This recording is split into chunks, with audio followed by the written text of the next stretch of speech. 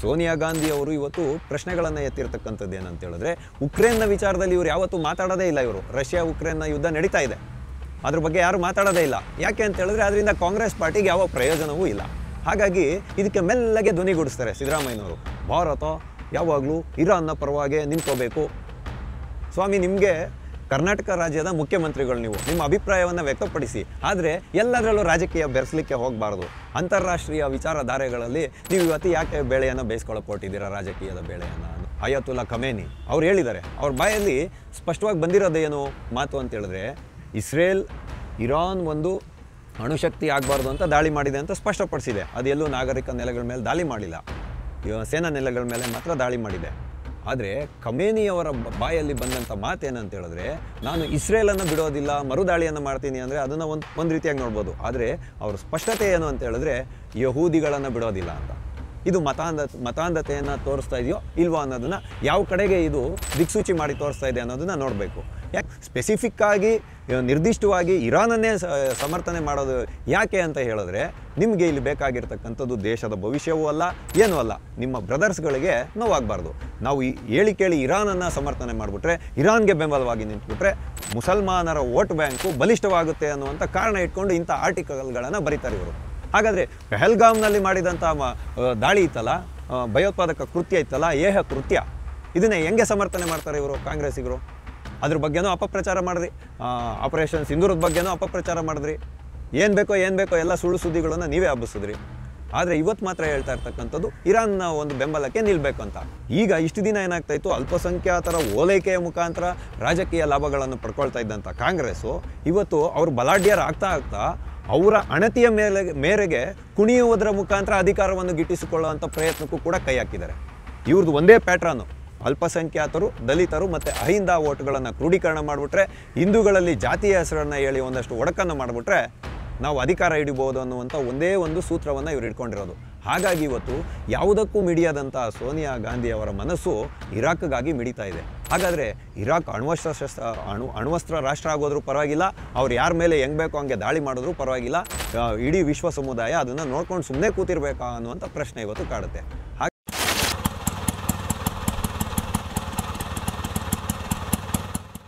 TV ವಿಕ್ರಮದ ಸಮಸ್ತ ವೀಕ್ಷಕರಿಗೆ ಆಟೋವಾಲಾ ಕಾರ್ಯಕ್ರಮಕ್ಕೆ ಆತ್ಮೀಯವಾದ ಸ್ವಾಗತ.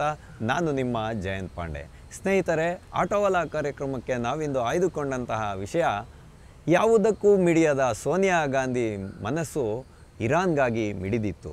ಅದಕ್ಕಾಗಿ ಅವರು ಆಸ್ಪತ್ರೆಯಿಂದ ಹೊರಗಡೆ ಬಂದಿದ್ದ ತಕ್ಷಣವೇ ದ ಹಿಂದೂ ಪತ್ರಿಕೆಗೆ ಒಂದು ದೊಡ್ಡ ಮಟ್ಟದ ಆರ್ಟಿಕಲನ್ನು ಬರೆದುಬಿಟ್ಟು ಇರಾನ್ಗೆ ಸಪೋರ್ಟ್ ಮಾಡುವ ರೀತಿಯಲ್ಲಿ ಇವರು ಒಂದು ಲೇಖನವನ್ನು ಬರೆದಿದ್ದಾರೆ. ಅದರಲ್ಲಿ ಇವರು ಕೇಳ್ತಾರೆ, ಈ ಲೇಖನದ ಸಾರಾಂಶ ಏನು ಅಂತ ಹೇಳಿದ್ರೆ, ಭಾರತ ಎಲ್ಲೂ ಕೂಡ ಇಸ್ರೇಲ್ ಇರಾನ್ನ ಮೇಲೆ ಮಾಡಿರುವ ದಾಳಿಯ ಮೇಲೆ ಗಟ್ಟಿಯಾದ ಧ್ವನಿಯನ್ನೇ ಎತ್ತುತ್ತಾ ಇಲ್ಲ ಅಂತ ಹೇಳುವಂತಹ ನಿಲುವುಗಳನ್ನು ಇವರು ಹೊಂದಿರತಕ್ಕಂಥದ್ದು. ಅಂದರೆ ಇದರಲ್ಲಿ ಯಾವುದು ತುಂಬ ಪ್ರಮುಖವಾದ ವಿಷಯ ಏನೂ ಇಲ್ಲ. ಕಾಂಗ್ರೆಸ್ ಪಾರ್ಟಿ ಏನು ಮಾಡ್ತಾ ಇದೆ ಅಂತ ಹೇಳಿದ್ರೆ, ಅದಕ್ಕೆ ಒಂದು ಧರ್ಮದ ಮೇಲೆ ಆಘಾತ ಆಗ್ತಾ ಇದೆ, ಅಥವಾ ಒಂದು ಜನಸಮೂಹದ ಮೇಲೆ ಆಘಾತ ಆಗ್ತಾ ಇದೆ, ಒಂದು ಸಂಸ್ಕೃತಿಯ ಮೇಲೆ, ಒಂದು ಪರಂಪರೆಯ ಮೇಲೆ, ಒಂದು ದೇಶದ ಮೇಲೆ ದಾಳಿಗಳಾಗಿ ಆಘಾತ ಆಗುತ್ತೆ ಅನ್ನುವ ಯಾವ ವಿಷಯವೂ ಕೂಡ ಪ್ರಮುಖವಾಗೋದಿಲ್ಲ. ಯಾಕೆ ಅಂತ ಹೇಳಿದ್ರೆ ಇವ್ರಿಗೆ ಬೇಕಾಗಿರ್ತಕ್ಕಂಥದ್ದು ಕೇವಲ ಅಧಿಕಾರ ಮಾತ್ರ. ಹಾಗಾಗಿ ಸೋನಿಯಾ ಗಾಂಧಿಯವರು ಇವತ್ತು ಪ್ರಶ್ನೆಗಳನ್ನು ಎತ್ತಿರ್ತಕ್ಕಂಥದ್ದು ಏನಂತ ಹೇಳಿದ್ರೆ, ಉಕ್ರೇನ್ನ ವಿಚಾರದಲ್ಲಿ ಇವರು ಯಾವತ್ತೂ ಮಾತಾಡೋದೇ ಇಲ್ಲ. ಇವರು ರಷ್ಯಾ ಉಕ್ರೇನ್ನ ಯುದ್ಧ ನಡೀತಾ ಇದೆ, ಅದ್ರ ಬಗ್ಗೆ ಯಾರು ಮಾತಾಡೋದೇ ಇಲ್ಲ. ಯಾಕೆ ಅಂತ ಹೇಳಿದ್ರೆ ಅದರಿಂದ ಕಾಂಗ್ರೆಸ್ ಪಾರ್ಟಿಗೆ ಯಾವ ಪ್ರಯೋಜನವೂ ಇಲ್ಲ. ಹಾಗಾಗಿ ಇದಕ್ಕೆ ಮೆಲ್ಲಗೆ ಧ್ವನಿಗೂಡಿಸ್ತಾರೆ ಸಿದ್ದರಾಮಯ್ಯನವರು.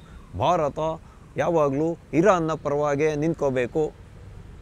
ಸ್ವಾಮಿ, ನಿಮಗೆ ಕರ್ನಾಟಕ ರಾಜ್ಯದ ಮುಖ್ಯಮಂತ್ರಿಗಳು, ನೀವು ನಿಮ್ಮ ಅಭಿಪ್ರಾಯವನ್ನು ವ್ಯಕ್ತಪಡಿಸಿ, ಆದರೆ ಎಲ್ಲದರಲ್ಲೂ ರಾಜಕೀಯ ಬೆರೆಸಲಿಕ್ಕೆ ಹೋಗಬಾರ್ದು. ಅಂತಾರಾಷ್ಟ್ರೀಯ ವಿಚಾರಧಾರೆಗಳಲ್ಲಿ ನೀವು ಇವತ್ತು ಯಾಕೆ ಬೇಳೆಯನ್ನು ಬೇಯಿಸ್ಕೊಳ್ಳೋಕೆ ಹೊರಟಿದ್ದೀರಾ, ರಾಜಕೀಯದ ಬೇಳೆಯನ್ನು ಅನ್ನೋವಂಥ ಪ್ರಶ್ನೆ ಇವತ್ತು ನಮ್ಮನ್ನು ಕಾಡ್ತಾ ಇರ್ತಕ್ಕಂಥದ್ದು. ಯಾಕೆ ಅಂತ ಹೇಳಿದ್ರೆ ಇಸ್ರೇಲ್ನ ಬಗ್ಗೆ ಇವ್ರಿಗೆ ಯಾರಿಗೂ ಒಂಚೂರು ಕನಿಷ್ಠ ಕಾಳಜಿಯೂ ಇಲ್ಲ. ಹಾಗಂದರೆ ಇಸ್ರೇಲಿಗರು ಇವತ್ತು ಇರ್ತಕ್ಕಂಥದ್ದು 1 ಕೋಟಿ ಜನ ಹತ್ರ ಇದ್ದಾರೆ. 95 ಮಿಲಿಯನ್ ಜನ ಇದ್ದಾರೆ. ಅವರು ಜೂಸ್, ಯಹೂದಿಗಳು.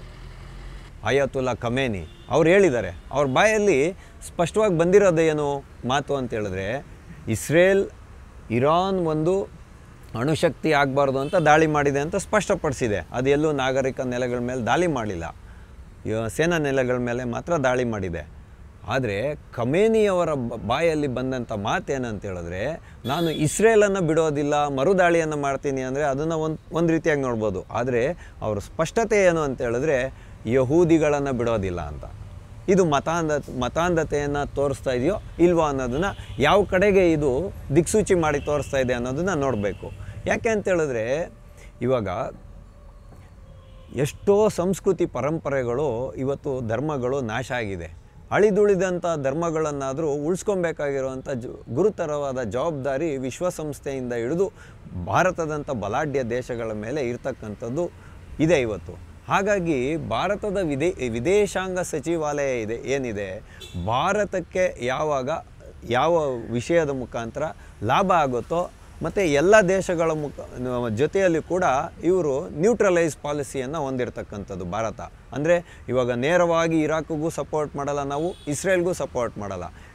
ಭಾರತದ ವಿದೇಶಾಂಗ ನೀತಿಗಳ ಜೊತೆಯಲ್ಲಿ ಭಾರತದ ರಾಜತಾಂತ್ರಿಕತೆಗೆ ಹೊಂದುವಂಥ ನೀತಿಯನ್ನು ಭಾರತ ಹೊಂದಿರತಕ್ಕಂಥದ್ದು. ಅದನ್ನು ವಿದೇಶಾಂಗ ಸಚಿವಾಲಯ ನೋಡ್ಕೊಳ್ಳುತ್ತೆ.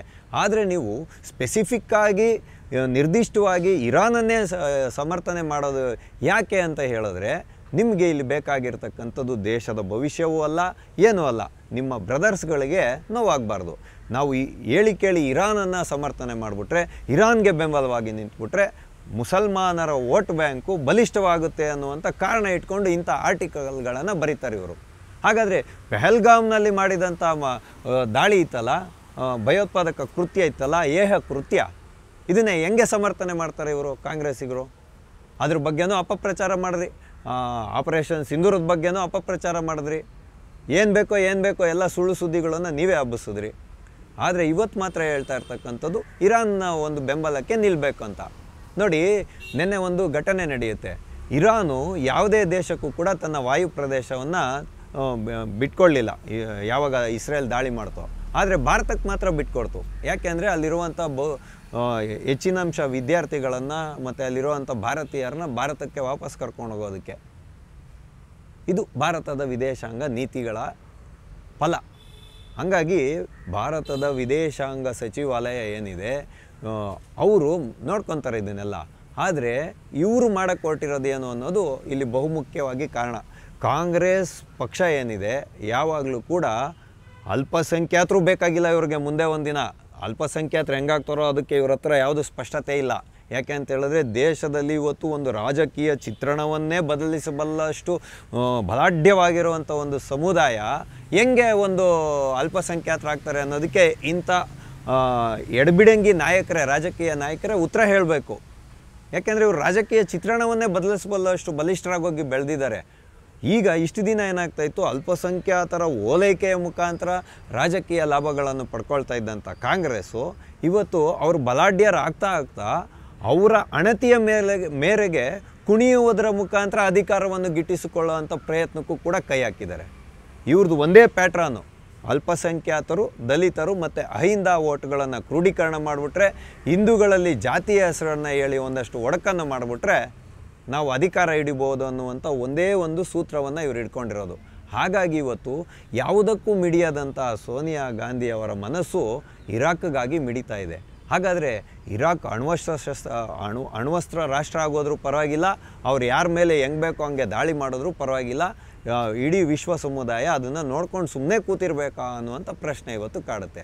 ಹಾಗಾಗಿ ಇವತ್ತು ನಮ್ಮ ದೇಶದ ಪರಿಸ್ಥಿತಿ ಹೆಂಗೆ ಬಂದು ಇದಾಗೋಗಿದೆ ಅಂತೇಳಿದ್ರೆ, ಇಸ್ರೇಲಿಗರು ಪರವಾಗೂ ಮಾತಾಡೋಂಗಿಲ್ಲ, ಇರಾಕ್ನ ವಿರುದ್ಧವಾಗೂ ನಾವು ಮಾತಾಡೋಂಗಿಲ್ಲ. ಇಸ್ರೇಲ್ನ ಪರವಾಗಿ ಏನಾದರೂ ಮಾತಾಡ್ಬಿಟ್ರೆ ನಾವು ಇವ್ರಿಗೆ ಮತಾಂಧರ ಥರ ಕಾಣ್ತೀವಿ, ಅಂದರೆ ಏನು ಬಲಪಂಥೀಯರ ಥರ ಕಾಣ್ಬಿಡ್ತೀವಿ.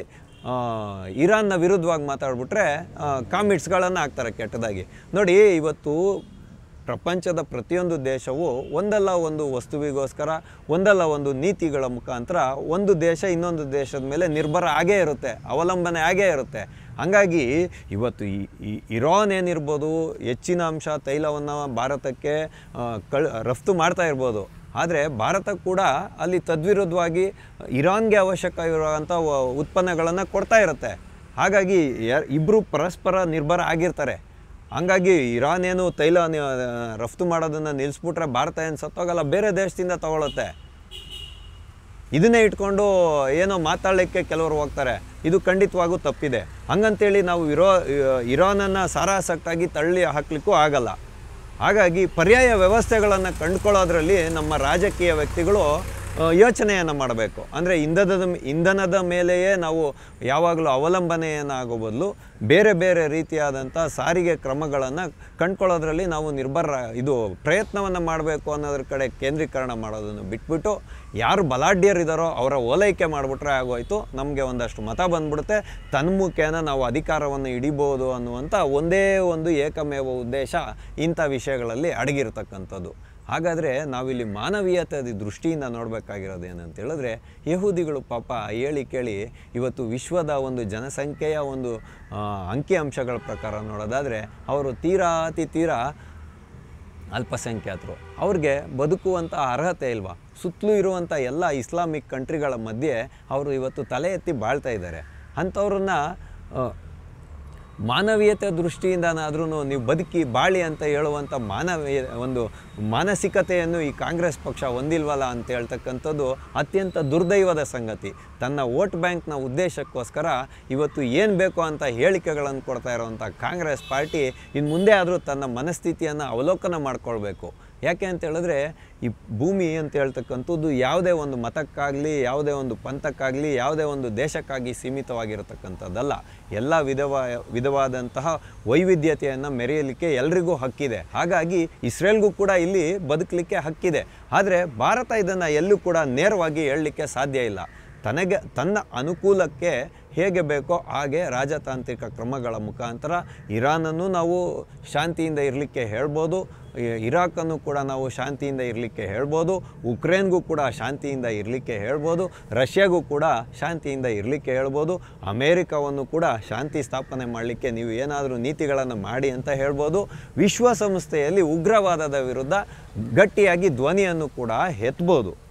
ಆದರೆ ಇದನ್ನೆಲ್ಲ ನೋಡಿ ಕಾಂಗ್ರೆಸ್ಗೆ ಯಾಕೆ ಆವಾಗವಾಗ ಇಚ್ಕಾರ್ಡ್ ಹಾಕ್ಕೊಳ್ಳೋ ರೀತಿಯಲ್ಲಿ ಆಗುತ್ತೆ ಅನ್ನುವಂಥ ಪ್ರಶ್ನೆಯನ್ನು ನಿಮ್ಮೆಲ್ಲರ ಮುಂದೆ ಇಡೋದ್ರ ಮುಖಾಂತರ ಆಟೋವಾಲ ಕಾರ್ಯಕ್ರಮವನ್ನು ನಾವು ಇಂದು ಮುಗಿಸ್ತಾ ಇದ್ದೇವೆ.